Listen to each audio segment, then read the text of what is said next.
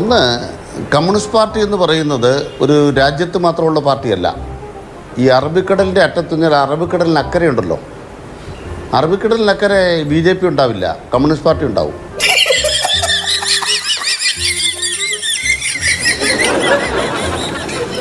സപ്തസാഗരങ്ങൾക്കപ്പുറയും എല്ലാ സപ്തസാഗരങ്ങളും മറികടന്നാലും അവിടെ ചെങ്കുട് കാണും.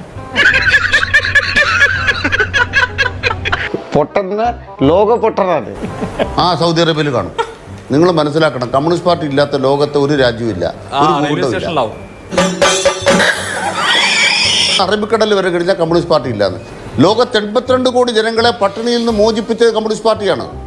അതുകൊണ്ട് കമ്മ്യൂണിസ്റ്റ് പാർട്ടി എന്ന് പറയുന്നത് കേരളത്തിൽ മാത്രമുള്ളതോ ഇന്ത്യയിൽ മാത്രമുള്ളതോ അല്ല, ഒരു ലോക രാഷ്ട്രീയത്തിന്റെ ഭാഗമാണ്.